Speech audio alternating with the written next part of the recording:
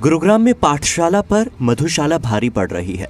इसकी तस्दीक cyber city में बढ़ती मैखानों की संख्या कर रही है, जो सरकारी स्कूलों से काफी आगे निकल चुकी है। दरअसल आबकारी विभाग अकेले गुरुग्राम से शराब बिक्री के जरिए तकरीबन 3000 करोड़ का राजस्व सरकार के खाते में पहुंचाता है। ऐसे में सरकार का मैखानों पर मेहरबान होना लाजमी भी है। आंकड़ों पर नजर दौड़ाएं तो पूरी तस्वीर एक बार में साफ हो जाएगी। गुरुग्राम में कुल शराब की दुकानें, पब और बार की संख्या 650 के करीब है। वहीं सरकारी स्कूलों की संख्या 578 रह गई है।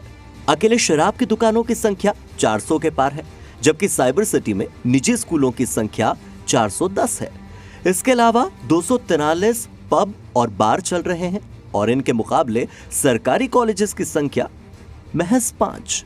आबकारी विभाग ने गुरुग्राम को 2 जोन में बांटा हुआ है। ईस्ट जोन में 158 शराब की दुकानें खुली है, वहीं वेस्ट जोन में शराब की दुकानों की संख्या 231 तक पहुंच चुकी है।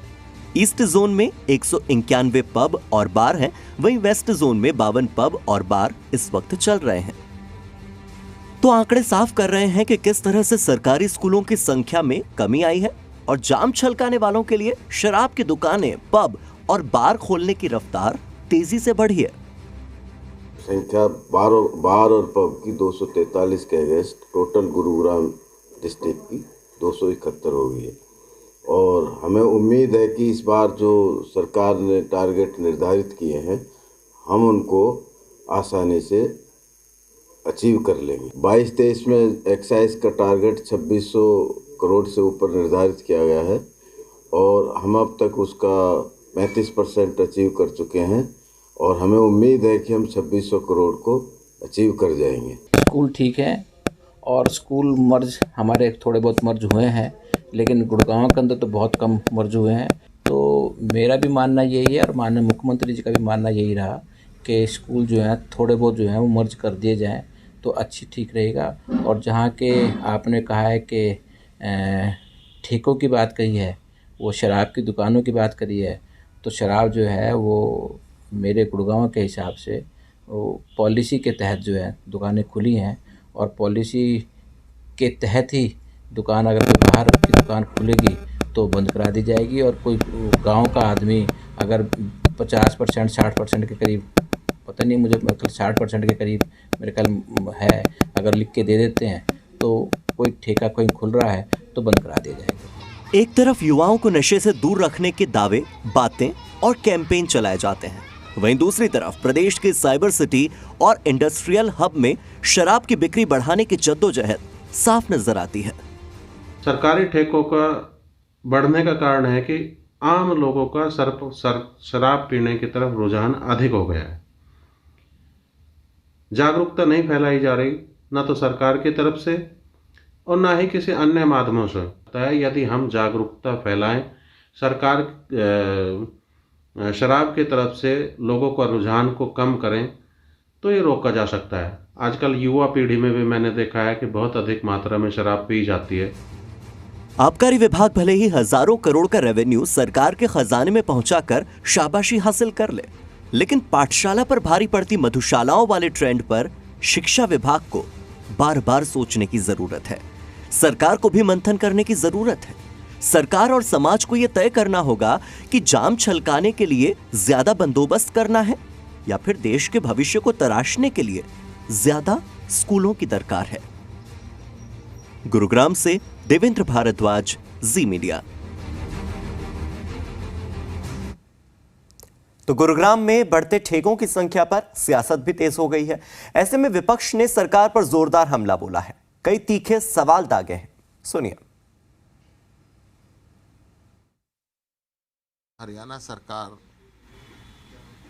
जब इन्होंने ये स्कीम निकाली कि सरकारी स्कूल के अंदर पढ़ने वाले से 500 रुपये लिए जाएंगे और प्राइवेट स्कूल में पढ़ने वाले को 1000 रुपये दिए जाएंगे, तो उस दिन इनकी मंशा जाल की थी।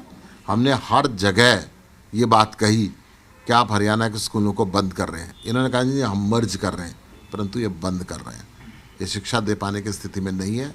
हरियाणा को बहुत पिछड़ा, शराब की तो इन्होंने बहारें ला दी है। शराब की खुलेआम लूट मचती है, चुराई जाती है, अवैध बिक्रियां होती हैं और ठेके बढ़ते जा रहे हैं। गुड़गांव में तो कसम से ठेके ऐसे खुल गए हैं, बाहर से देखो ऐसे लगता है जैसे कोई 7 स्टार होटल आप चला रहे हो। और सरकार को सोचना चाहिए कि हम ठीक है, आप एक तरफ शराबबंदी की भी बात करते हैं, यूथ को थोड़ा अपना नशे से दूर रखें तो ज़्यादा अच्छा है।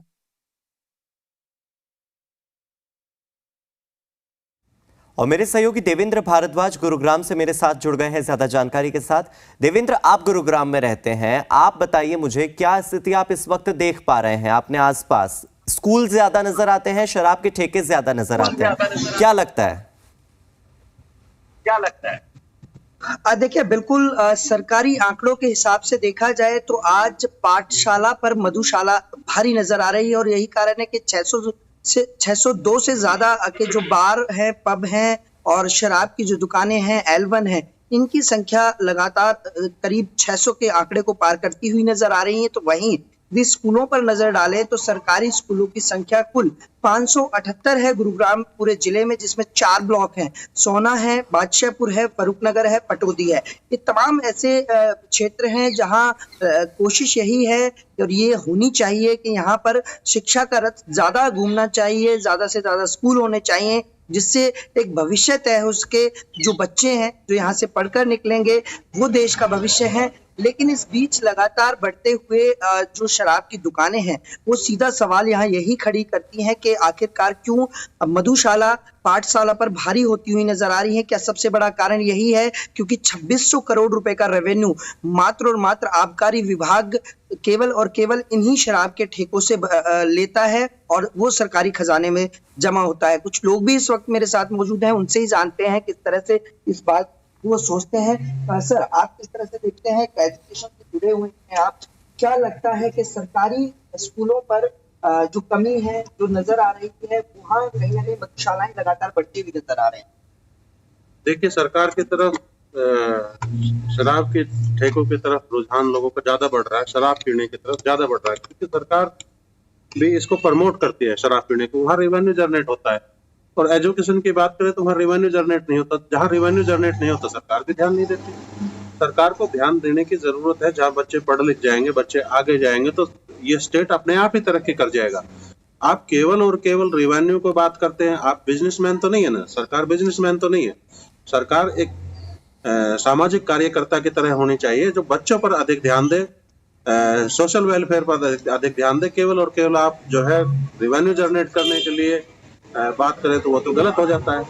तो बहुत सारी मात्रा में ठेके ठेके ठेके ठेके हर गांव में, हर कॉलोनी में, हर जगह पे, हर रोड पे ठेके नजर आ जाते हैं आपको। स्कूल कम नजर आते हैं, सरकारी स्कूल, प्राइवेट स्कूल बहुत ज्यादा नजर आते हैं। सरकारी स्कूल और प्राइवेट स्कूल की बात करें तो सरकार सरकारी स्कूलों पर ध्यान नहीं देती है। ध्यान किस लिए नहीं देते कि स्कूलों में आजकल बहुत सारे इंफ्रास्ट्रक्चर की जरूरत पड़ती है जो सरकार मुहैया नहीं करा पाती। जैसे मैं आपको बताऊं कि कंप्यूटर लैब होनी चाहिए, सरकारी स्कूलों में नहीं होती, प्राइवेट स्कूलों में होती है।